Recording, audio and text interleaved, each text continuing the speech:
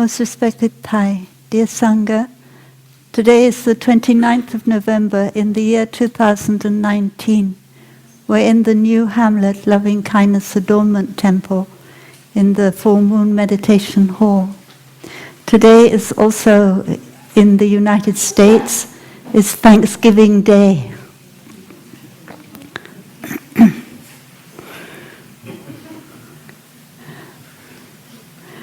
Practicing careful attention, which is the subject of the 10th chapter of the Chinese Dhammapada, the second chapter of the Pali Dhammapada, is closely connected to our feeling of gratitude. Of course, we don't want to feel gratitude just once every year.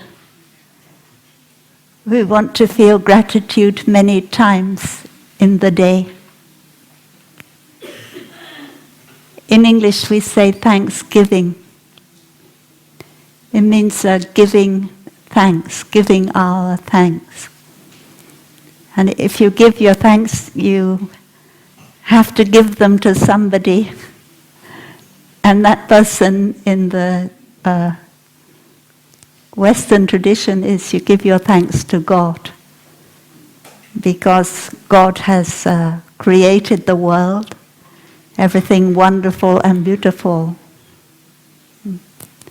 But according to the Buddhist tradition, we don't give our thanks to God. We give our thanks to our mother, father, teachers, friends, and all beings. And all beings that include the wonderful things of life, the beautiful things of life. And often when we read the 5 contemplations, we say in the last one something about all living beings. I think we shouldn't say all beings. Because if we say living beings, what about the non-living beings? The grass, the blade of grass, the mountains, the rivers. Or maybe when we read that, living beings, we think that the mountain is also a living being. The river is also a living being. It's okay like that, as long as we are not caught in the idea of living or not living. Either all beings or all living beings, including everything. Usually when you say living beings, you think that you're excluding the non-living beings. So how can we feel gratitude every day, many times? I remember a poem in English. It says, 10,000 precious gifts my daily thanks employ. This means that every day I am busy feeling thankful for 10,000 precious gifts, and 10,000 makes 100,000. So in our day, can we find 100,000 things to be grateful for? If we practice careful attention, we will be aware of so many things. At every moment we open our eyes, open our ears, is something that we can be grateful for. Even if not everything is going right, we can still find 10,000 things to be grateful for during our day.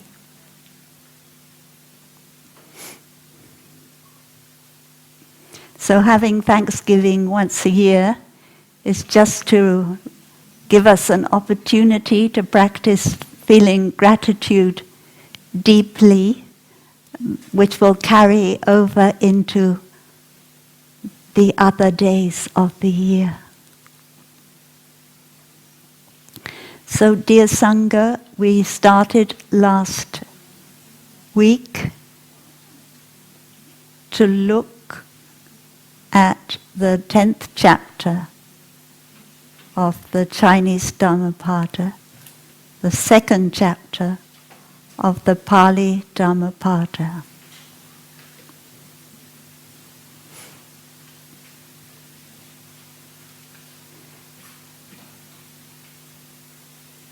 So if you look at the Chinese, the third line, we have the word non-attachment. We have the word tham, I think. But tham. We have the word non-attachment. And we should remember the different kinds of attachment that we can fall into. And we can be attached to the desire world, the realm of desire. That is the world we live in. There are so many things that are desirable and we desire in our world. But when you practice meditation, sometimes you can cut off your desire. And you enter the world, it's called the form world, the form realm, where there aren't so many things for you to be attached to. You just become attached to one thing, and that is the form realm. To be able to be in that space of meditation, it also becomes an attachment. And then the third kind is the formless realm. So that is a more subtle meditation where material things are not really present anymore. And you can become attached to that realm too. So when we talk about non-attachment here, we mean being able to move freely between the three worlds, the desire realm, the formless and the form realm, and not be attached to any of them. Be able to practice in all of them.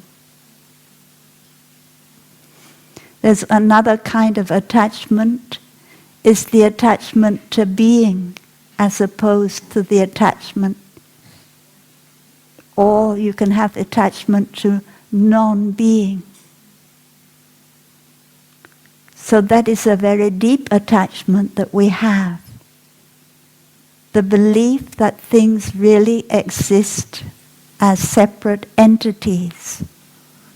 And it's a deep attachment that we need to practice every day in order to let go of our idea that things are real like we see them. What we see is some kind of real being. So in this, we will look a little bit more into this as we go through. Now we see that in the Chinese version, we use the word Tao, meaning the path, the way. We should remember that this sutra was being translated in the 3rd century. It's very early. Some of the first translations to happen, 220 something or 230 something. So we see that people living in China at that time, most of them were not Buddhist.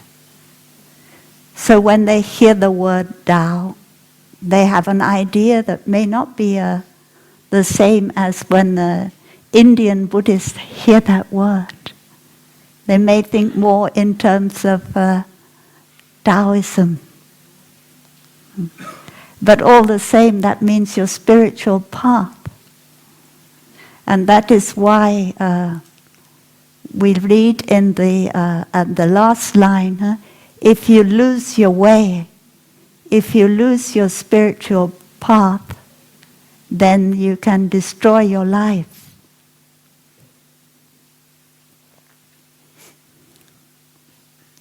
In the second verse, we talk about, in the Pali, we talk about the wise ones.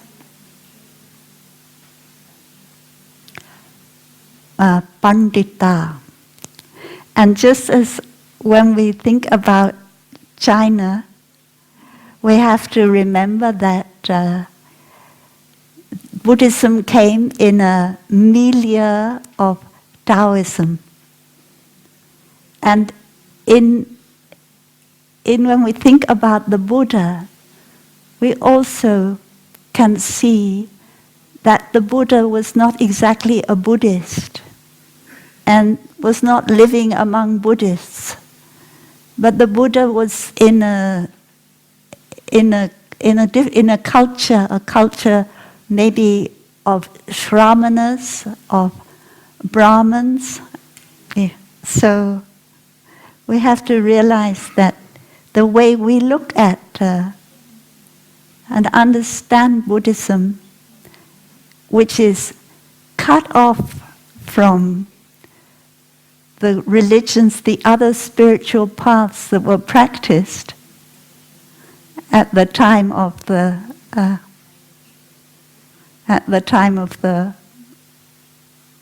Buddha, is maybe we can have another way of looking. So when we talk about the wise ones, when the Buddha talks about the wise ones, the Buddha doesn't just mean people who follow the Buddha, who come and listen to the Buddha's Dharma talks. He also means the wise ones in other traditions, other spiritual traditions in India. We know that 1,000 years before the Common Era, there was an invasion into the north of India of people with a white skin who call themselves Aryans. And they conquered the north of India. They got as far as where the Buddha was. That is in the northeast of India. But they never got into the south of India. And before that time in India, the people of the dark skin, called Dravidian, they had spiritual path. They had yogis, and they had monks called Shramanas who used to go into the forest and meditate. And gradually the invaders, they were also influenced by these Shramanas, and they also added that to their spiritual path. So although they called themselves the conquerors, they absorbed things from those they conquered.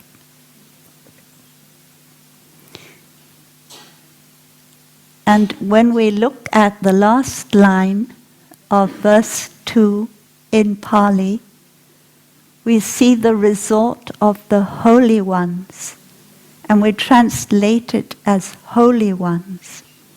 And the word in Pali is Ariyanam, of the holy ones, the place where become a holy one. It means become an Ariyanam.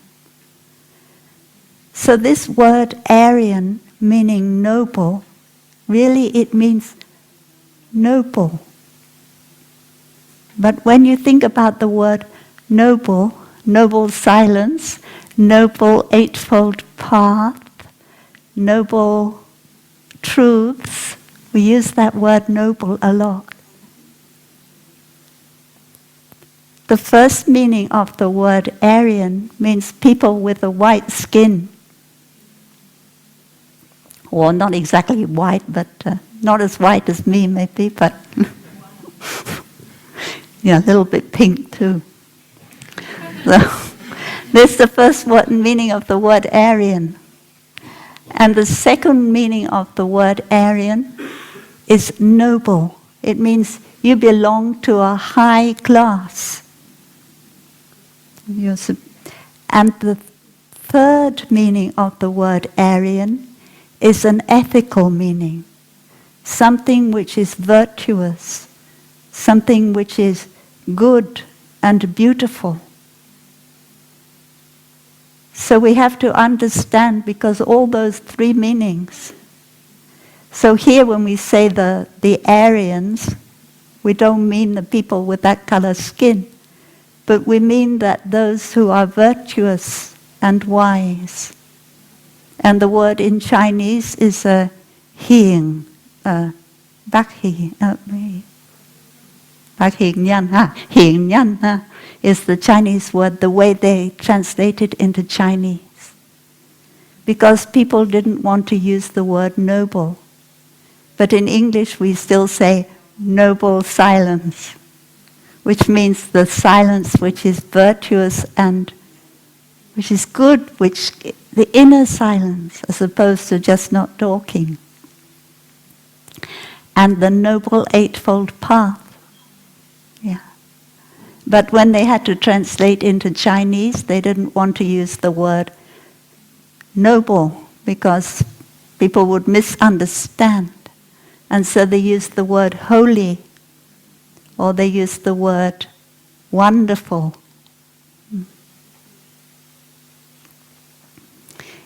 In the third verse, we see in both in the Pali and in the Chinese the reference to bravery and strength.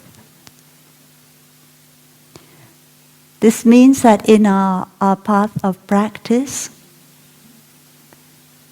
we need these qualities of strength. Obviously, if you have good health, then it's easier to have psychological strength, spiritual strength. So we should develop our spiritual strength, so that when in times of ill health, even though our body is weak, then we still have the psychological and the spiritual strength. Because in order to be able to go on the path of liberation, it needs strength. If you remember, do you sometimes read the 40 verses of the Mother of Buddhas? Sometimes we read that, and it says that in order to be able, and I don't have the text in front of me, and I haven't read it for a long time, but it says in order to be able to let go of our usual way of thinking about things, we need bravery and we need strength. Otherwise we won't be able to go to the other shore.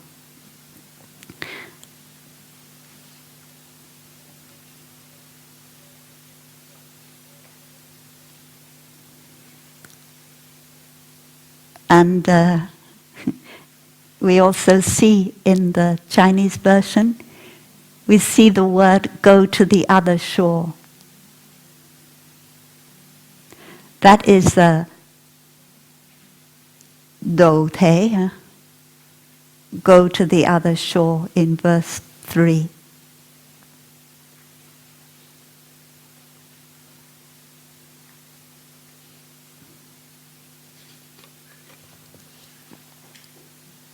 Oh, it's not right, huh? In the third line, huh?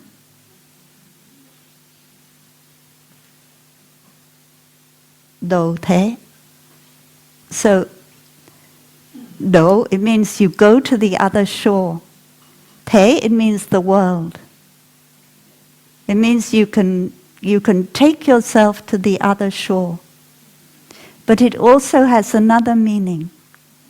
And the other meaning is you can take others to the other shore. You can help others to go to the other shore. And normally we try and we don't distinguish between the two. Take myself to the other shore and take other beings to the other shore. Because we see that we inter-are and that there's no way that we can go to the other shore on our own. When we chant the Prajna Paramita, we say, Parasamgate. We have to go over together. We put our whole heart into our practice in order to be able to go with others to the other shore. That is why we have to stay with the Sangha. And sometimes you may feel the Sangha holds you back. Stop you going to the other shore, so you better go out and start your own monastery. You'll get there quicker. Because other people will follow you. But actually we inter-are. And the Sangha keeps you going at the right pace. Not too fast and not too slow.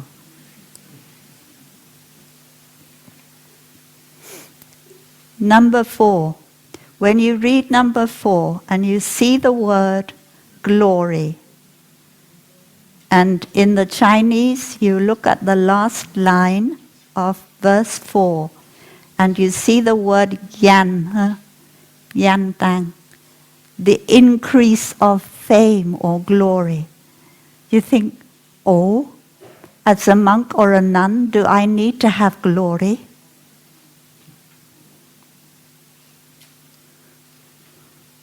Do I need to have fame? It's the opposite. I didn't become a monk or a nun in order to have fame or glory. I told you already, I think, that one time when I was in Italy, I was told I was the star of the Vatican. I had my picture on the front page of some newspaper. And I was very pleased about that, and I thought Thai would be happy. So when I shared with Thai wasn't happy at all. He said something, I can't remember what he said, but I know that he showed me Thai wasn't happy. So we're not looking for fame. And we can see very clearly when we follow Thai around on the different tours in Asia or in the United States. Although Thai receives a lot of fame, Thai isn't the least bit interested in fame and always remain completely humble. So that we have to be careful of these words like glory increases for those who are mindful and energetic. We don't want to be mindful and energetic because we become more famous because of that. What we need to understand is that it's not my glory. It's the glory of the Dharma. When we praise the ancestral teachers, we say something like, may the Dharma doors ever grow brighter. We want the Dharma to become bright, glorious. We want many people to be able to find happiness and transformation through the practice of the Dharma.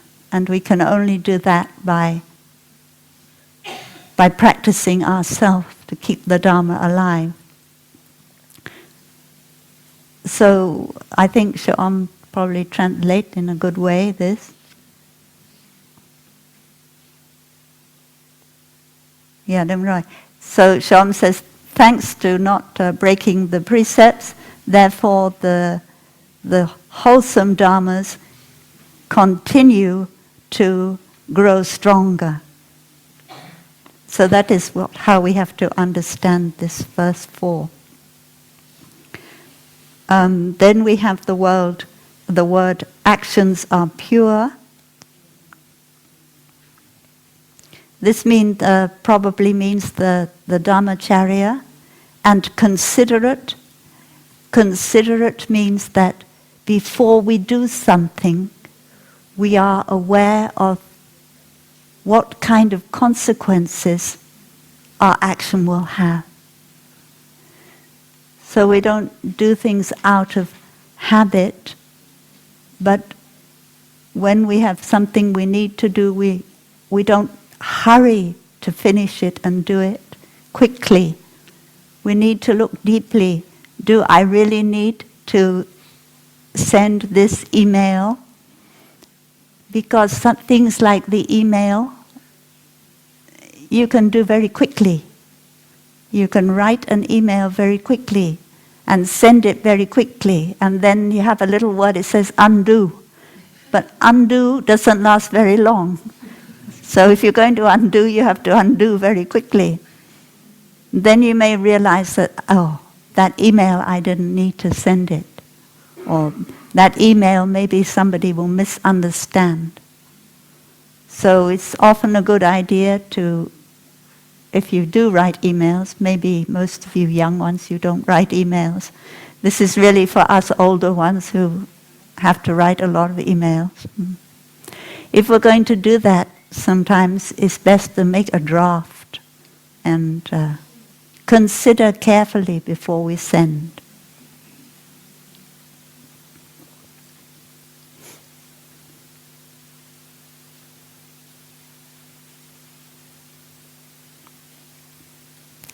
In verse 5,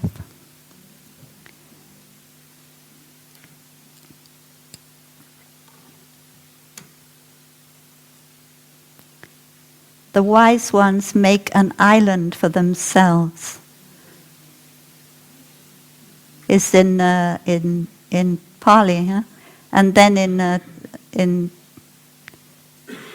Chinese we talk about the light, min, the light of concentration, the light which comes from concentration.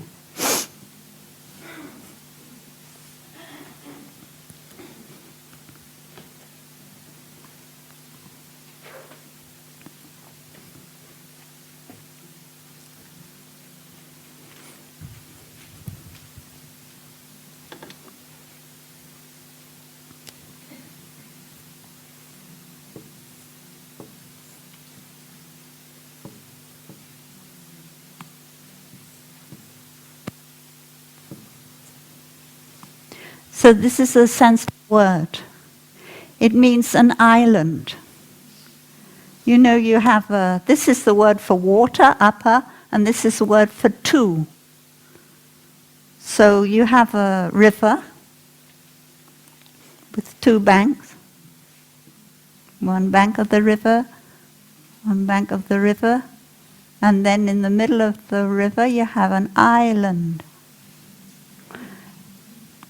And if you can get on that island, then you keep dry. So this is why they say two waters. You have the water here and the water here. Because when there's a flood, the water goes very fast on both sides. So that is the word for an island, dvipa. There's another Sanskrit word.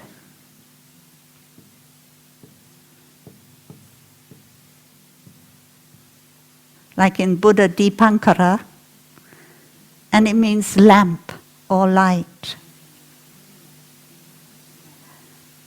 So in Pali, they can't have two consonants together. So in Pali they call an island Dipa, and they also call a lamp Dipa, so people get confused. Only when you go to the Sanskrit can you find out, is it really an island or is it a lamp? And islands and lamps are a bit different. So sometimes people, when they translate, they say, be an island unto yourself, and then they translate, be a lamp unto yourself.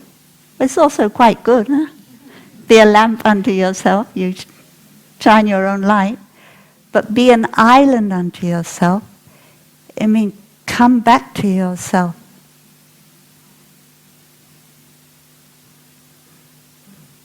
Stay on your island. Don't get washed away by the flood waters. So here, one thing we can be sure, if we're interested in these things, is that they were using Pali and not Sanskrit text. Because if they were using to translate into Chinese a Sanskrit text, they would know the word is Dvipa. But they had the Pali text, so they didn't know whether it was lamp or island. And they chose lamp.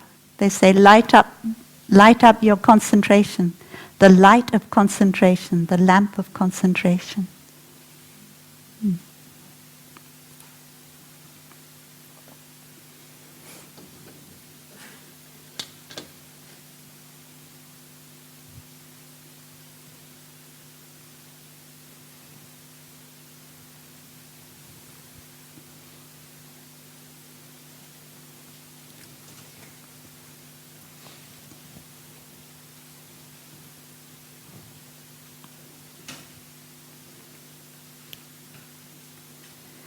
The wise ones make an island for themselves which the flood waters cannot reach. When we practice careful attention, we are attentive to everything we do. It means that we don't have to be attentive to who is looking at us, what other people think about us. And so being an island to yourself is the way to remove complexes. You remove the idea of being better than. You remove the idea of being worse than. And you remove the idea of being just as good as. Sư em muốn tập thể dục, chắc sư em đi ra ngoài đi.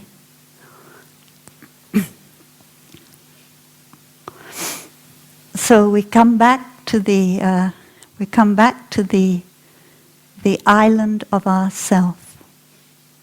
And this is a most important practice in order for us to be able to become strong in ourself and to be really mindful when we come back to ourselves, and not to be carried away by what others think or what others are doing around us. So paying careful attention and being an island to ourselves is what is being talked about here. However, we also need to practice concentration. And in order to be able to stay in the island of self, we need to have the light of concentration.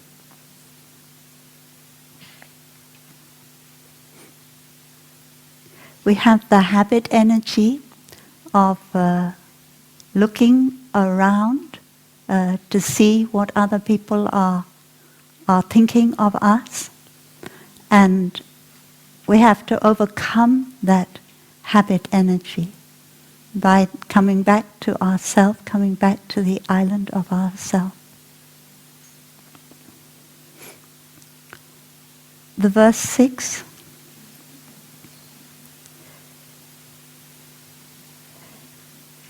We have in Chinese, we have the word for disturbance, and we see that in the Chinese translation, we twice have the word for times of disturbance, places of disturbance. And we should recognize that during the time that this sutra was being translated, there was a great deal of disturbance, because it was the end of the Han Empire. And people have to become refugees and move away from where there is disturbance. So it was very important to have a spiritual path that could keep you calm and peaceful in yourself in times of disturbance.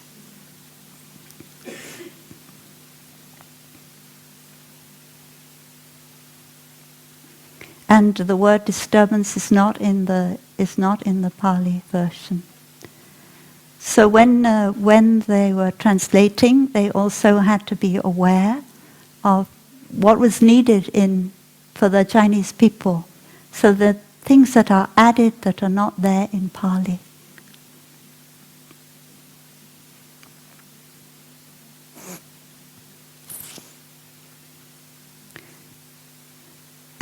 But both in Pali and Sanskrit, in the 6th verse, you can see that we have the idea of guarding careful attention as you would a precious treasure. When you have the practice of careful attention, it is also something you can lose.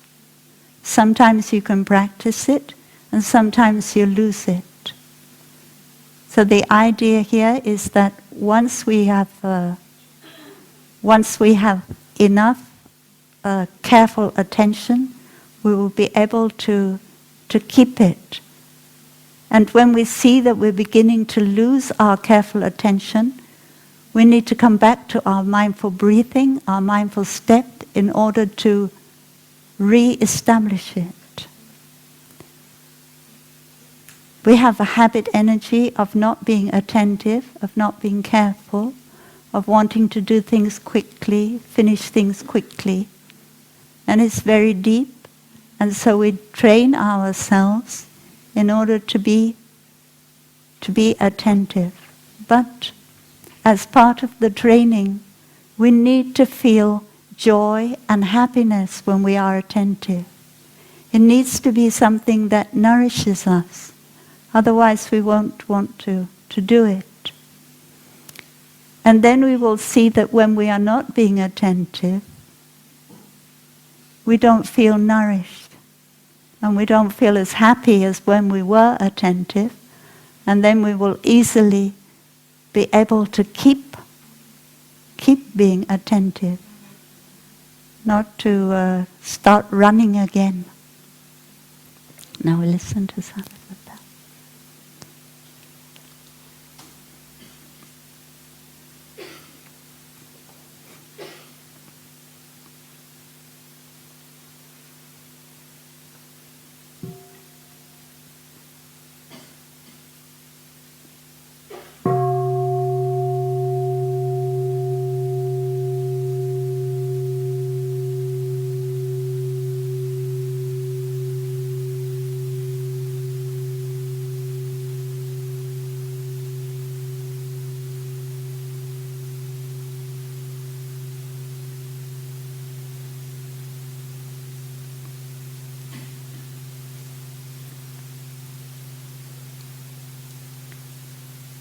In the Pali version, in verse 7, we see the enjoyment of not give yourself up to the enjoyment of sexual desire. And in the Chinese version, we have the word ti.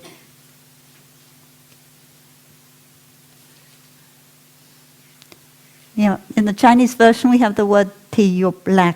So the happiness of, and also means sexual desire, sensual desire, sexual desire.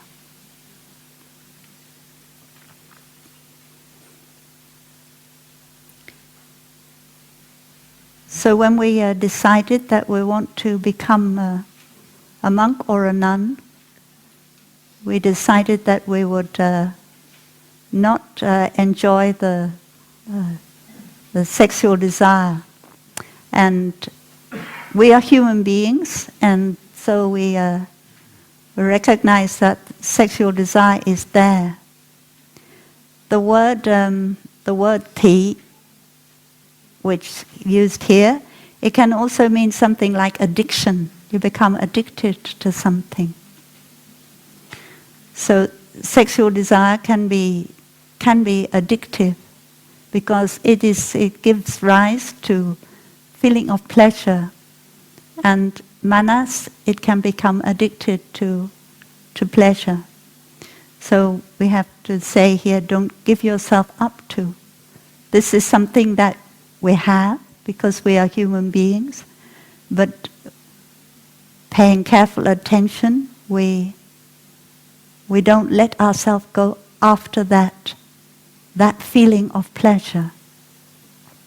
Even though that feeling of pleasure can be very strong, because we know that it can pull us out of our monastic life, and the thing that we value most when we become a monk or a nun, I imagine, is to be able to live our monastic life fully.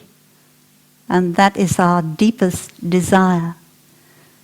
So, however strong the pleasure may be, the practice is always to be able to see that it is impermanent and that we have a much more long-lasting, deeper desire that we want to follow.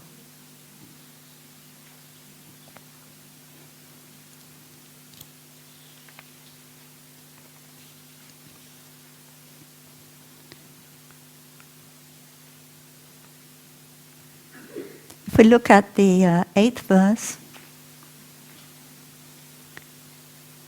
and it's also in the 9th verse in Chinese, we will see the metaphor of someone who is on the mountain and looking at those on the ground.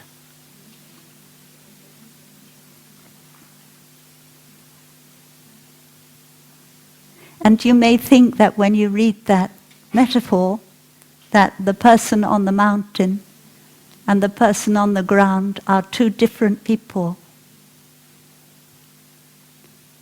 The person on the mountain has careful attention, the one on the ground is someone else who doesn't. And in Chinese you talk about the mountain looking at the plain. And there's a big difference between the two things. I would like to refer to a story that is in Hans Andersen. One time I told this story in a Dharma talk.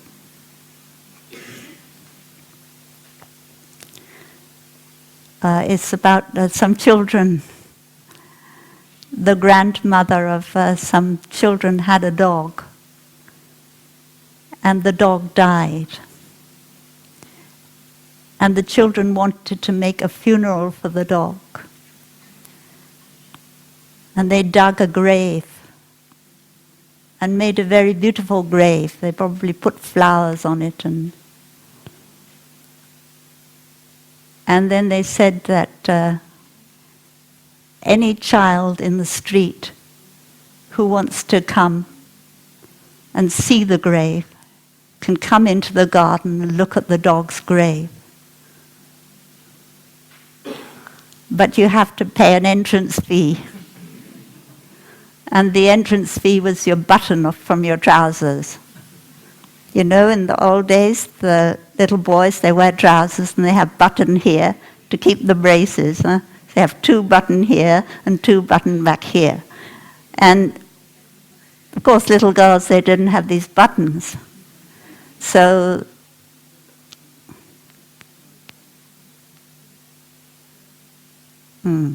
So a little boy would take 2 of his buttons, one for him, and then give one to a little girl so she could go in. So there's one very poor little girl and didn't have a button. And she had to sit outside the garden.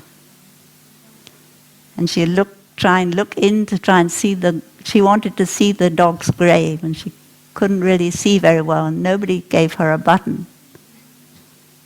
But she was very brave, and just while everybody was looking, she didn't cry. She just stood there looking very sad. And all the time this was happening, there was someone up in a high building looking down and saw everything that happened, saw the little girl. And then all the children had enough fun already with the grave, and they went home. And when all the children had left the garden, the little girl sat down and put her head in her hands and wept.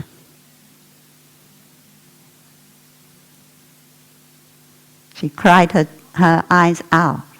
Yeah. And the person up there saw everything and felt a great deal of compassion. Just the thing like a dog's grave. It's not important at all.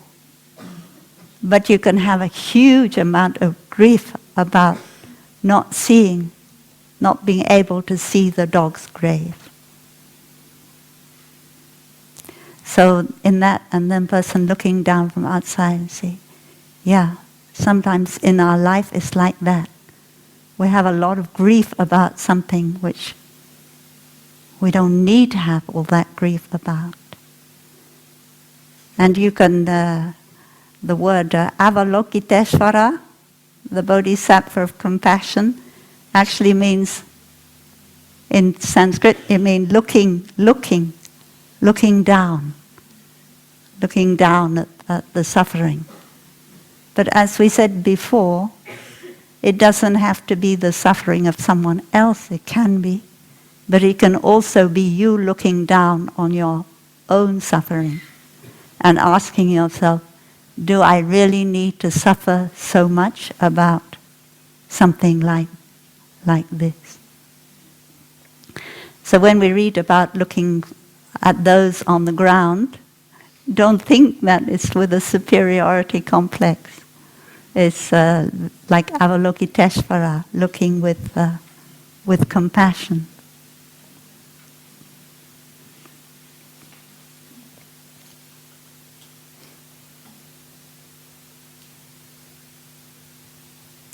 And also in this verse, I think we talk about insight. And we can see that there are 2 things going together. We go up to the high place of insight. And then we can be free from sorrow and grief. So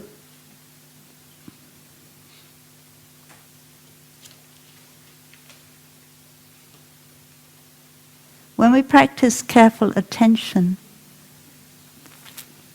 it helps us be free from sorrow and grief because we dwell deeply in the present moment and we don't think about the future or the past, which is usually the reason for us feeling grief, because we think about the past. But in order to be able to really free ourselves from grief, we need to look deeply into the teaching of no birth and no death.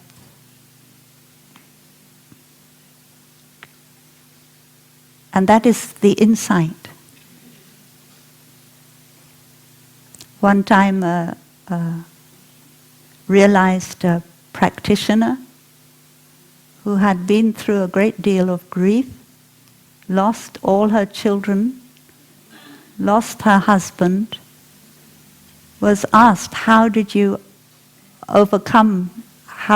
manage to overcome your grief? And she said, well, it started by practicing careful attention. I went to Vipassana retreat in the Burmese tradition. But what uprooted the grief was the insight into the fact that there is no birth and no death.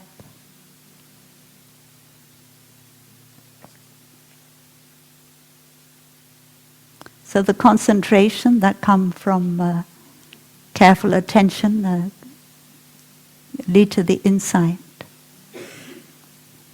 which is what will free us from grief.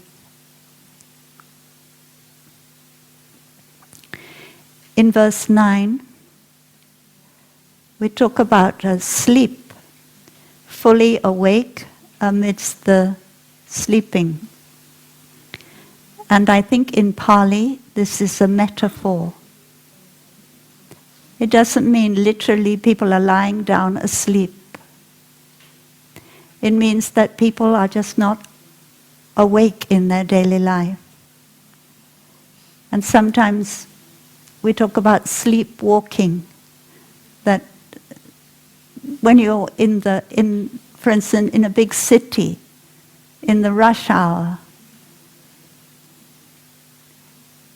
and you see people walking past you very fast, going home from work, you feel that they're in a sleep. They're not really there. They're like sleepwalkers. So sleep here could mean just being not aware, but we're fully aware amidst people around us who are not aware.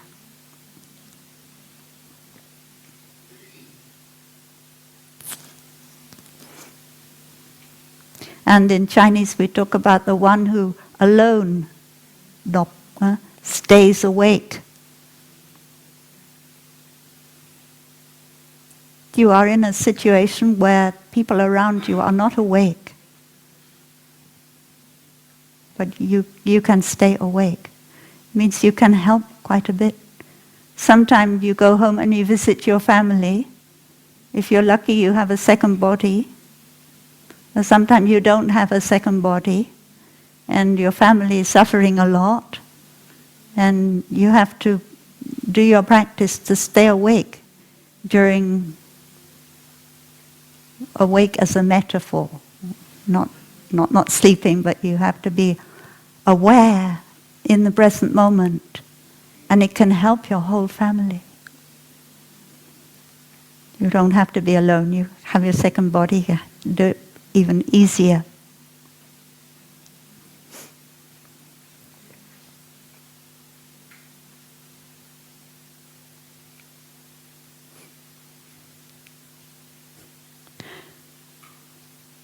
And if you look at verse 10, you see that we talk about the god Indra. And the god Indra belongs to Indian mythology. So to put the god Indra into Chinese, it doesn't have any meaning. So they leave this verse out. And instead they put a verse about real sleep. Too much sleep. Too much sleep means after lunch you lie down and 4 o'clock you only get up. Or sometimes even 5 o'clock. So then you're heavy like a mountain. And while you're asleep, you don't get a chance to practice, so you're not exactly going to get enlightened by sleeping. Although there is a story in Tibetan Buddhism about a arahat who slept for 12 years and was enlightened when he woke up. Sometimes you can have a dream that helps you to get enlightened. Have a dream that you're practicing in the dream, like you're practicing walking meditation in the dream. And when you wake up, you feel that you can continue to do that when you wake up. But it's not usually like that. That's not the kind of sleep we're talking about here. And sometimes we go to sleep and we sleep in order to avoid our suffering, which means we don't get a chance to understand and transform. How many hours sleep do you need every day? 6? 7? 8?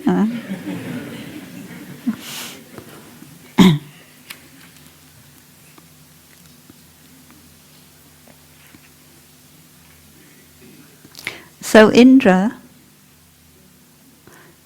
is a god. His name in Pali is Sakka, and in Vietnamese or in Chinese Vietnamese, Dated. Yeah. So this is God, and he is a disciple of the Buddha. And in the Samyukta Nikaya, Tương ứng Bộ, there's a whole chapter about Sakka and the Buddha. 20 sutras about God Indra. And Indra is the king of the 33rd heaven.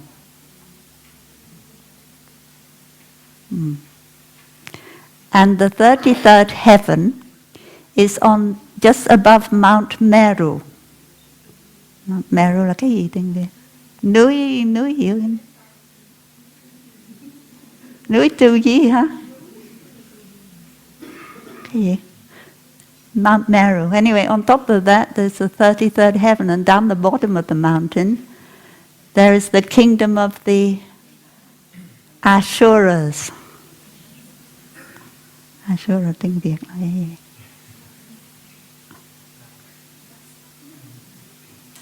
Asura là cái gì? Atula, thank you. And Indra and Asura, they're always having fights. So Indra is disciple of the Buddha. And he practices careful attention.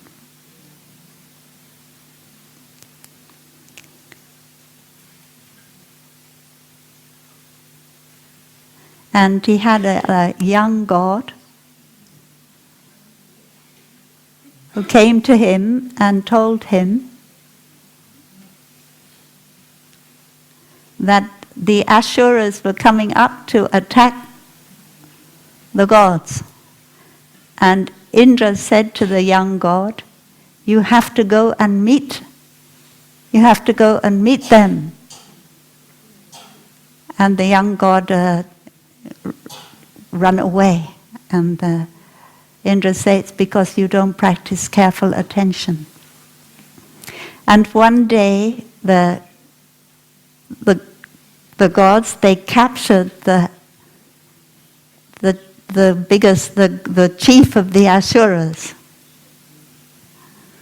And when they'd captured him, they brought him before Indra, and he spat at Indra, and he said many insulting things to Indra, and Indra just followed his breathing and didn't react, and practiced patience.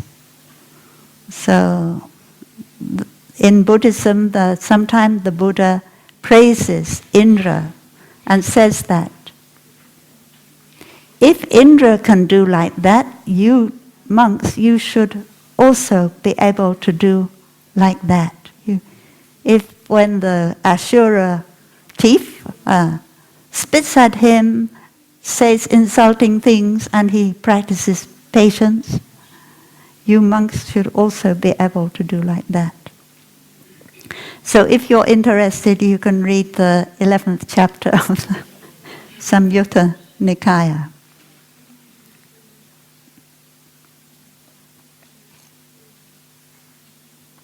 So verse 11 and verse 12 there are only 12 verses in the Pali version. And in the Chinese version there are 19 verses. So they added more things. Or they found more things from other parts of the Dhammapada and put them in. So now we talk about the bhikkhu.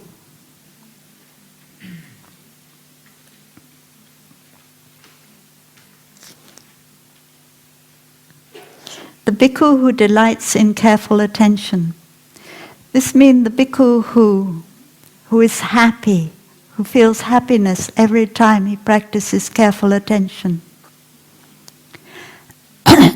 And looks on negligence with fear. It means he is very afraid of not being attentive. So we have the right to be afraid of not being attentive, because we know that when we are not attentive, we make mistake, we make others suffer, so we are afraid of it. And he is able to burn up the fetters. The fetters here are the samyojana.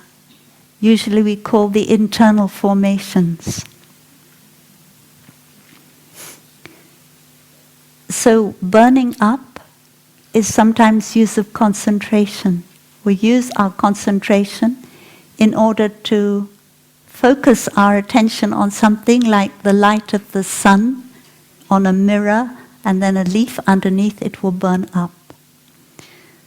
The fetters are the samyojana, the internal formations, and they are made up by many different emotions and thoughts, and they can lie sleeping in our store consciousness, and then when they can be watered, they will come up in the form of attachment or the form of anger or some negative mental formation. But they can be made of many different things.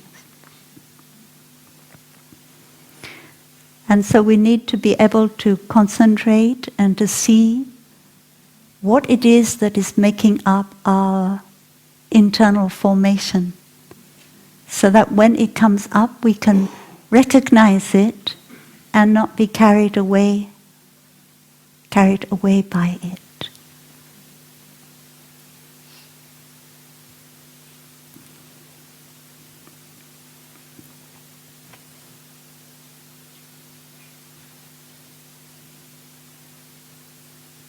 And in verse 11 in Chinese, or verse 12.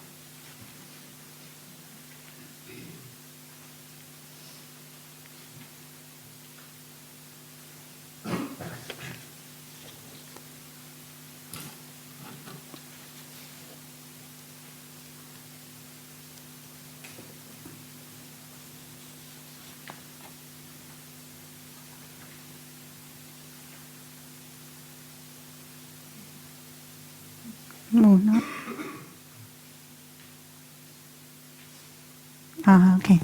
Okay. So verse 11 is not the same in Chinese as it is in Pali. And if you look on the board, you will see verse 13 of the Chinese, which is the same as the verse 11 in Pali.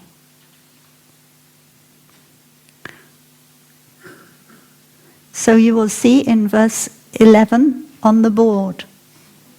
The first word is the bhikshu, the bhikkhu, the same as in the Pali.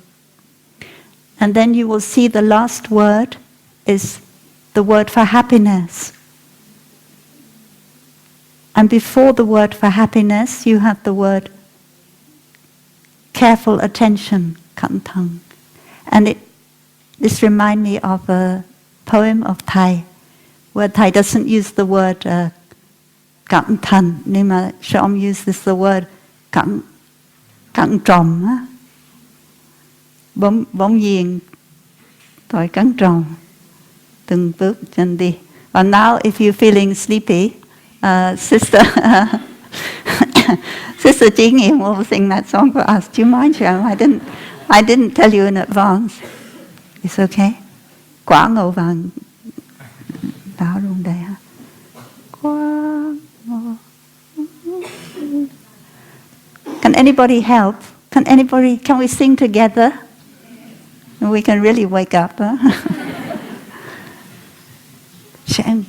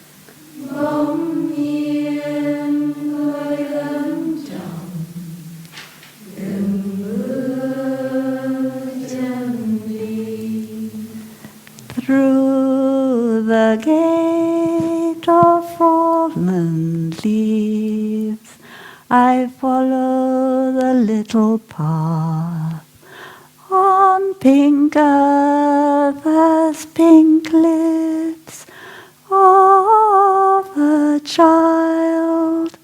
Suddenly I'm aware of every step I make. So that's English. In English we say, suddenly I'm aware. But the Vietnamese is cẩn trọng. It means I really live fully, I'm really attentive to every step I take. And when sometimes it happens like that, you're just doing walking meditation, aware of every step, aware of every breath, and suddenly you see that you're completely there, 100%.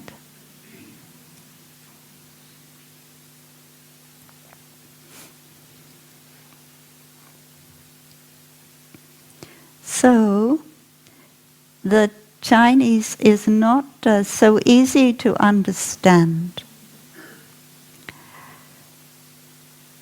And in the second line you have the word for heedlessness, the lack of careful attention. So that is in Pali you see negligence. That is phomyat, is negligence. Look on negligence with fear. The word worry, anxious, worry, they put instead of fear. Great, great, So that could mean that he's worried, he's anxious when he's not practicing careful attention, because he knows that it will bring suffering. The next line I failed completely to understand in Chinese. I'm sorry, I hope someone else does. Biên trăn tiểu trí đại. The only thing I can see is the same in the Chinese and the Pali is the small and the great, the tiểu and the dai. In Chinese, in Pali, it is the small and the great fetters, but I don't see a word for fetter. And then we talk about burning up the fetters in Pali, and then you see the last line, the last two words in the Chinese are about, of the first verse, are fire, a blaze of fire burning. Fire burning. And what is it burning? I presume it's burning the ak, which is the nyap. Ak is the second word. So burning up the wrongdoing. The fire of concentration can burn up the wrongdoing. So that is a little bit like verse 13 is like verse 11. And then if we look at the last verse, we will see that in we have the same line, the bhikkhu who delights in careful attention and looks on negligence with fear is the same in Pali. But in Chinese they want to make something different. So instead of using the word cẩn thận in the last verse, they use the word thủ giới, keeping the precepts. Keeping the precepts, and phước. Phước here, the third word, it means happiness. The happiness of keeping the precepts. So they say the delighting in careful attention. So that is a cause of wholesome action. And then the next line is the opposite. The not keeping the precepts, the breaking the precepts. The cụ tâm means make the mind afraid. So afraid of not keeping the precepts. So that is like the Pali, but here we say afraid of not paying careful attention. So obviously the translators see that paying careful attention and keeping the precepts are the same thing. Just like mindfulness and keeping the precepts are the same thing. So is able, the first word of the third line, is able to put an end to the ashravas of the three worlds. And in Pali it says cannot fail. Someone who looks on negligence with fear cannot fail. And fail here means to go back. It means that your practice goes back, it declines. Sometimes we look at our practice and we go to a certain level of our practice, and then the practice go down, go down again. We talk about up and down in our practice. So it's only natural we can't stay the same level the whole time. But the thing is, when we go down, do we go up again? Or do we just go down and we just stay down. And sometimes people come to me for consultation, they say, I used to practice, but the last 5 years I haven't. So it's kind of, that is decline. That is what meant by fail. And if we don't have enough happiness in our practice, it's more likely we won't be able to come up again. So that is what cannot fail means, because he's really happy in paying careful attention. I'm using the word he, I'm sorry, please forgive me, all my sisters and all my brothers who support my sisters. It's because we've got the word bhikkhu. So I got carried away by that. It also means bhikkhuni, or also means shamanera and shamanarika. So, cannot fail. And here we say, he is able to put an end to the ashravas. And ashravas is a word that actually is belonged to the Jains, and the Buddhists, they borrowed it from the Jains. But the Buddhists gave it a different meaning. And for the Jains, an ashrava is a very fine particle that you can't see. And when you do something which is harmful to yourself or to others, you make these little particles and they stick to your soul and they cause you to have an unfortunate rebirth. That is the Jain way of looking, and that is what is meant by ashrava. But in Buddhism, ashrava means more like wrong views. It means more our perception, our way of looking at the world, our way of being attached and caught in our view of the world.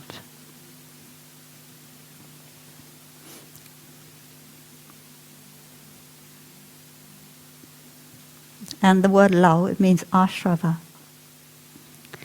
And this one, this bhikkhu, kan means near. And here we use the word for nirvana. He's near to nirvana. And in Pali we say, he stands in the presence of nirvana. So nirvana isn't something we need to wait till we die. According to the chapter on heedfulness, we can touch nirvana by being in the present moment, practicing careful attention in the present moment. We touch nirvana. And Shalom translates, I don't have it. Anyway, Shalom translates something like tiếp gần, tiếp gần niết bàn. Yeah. Thank you.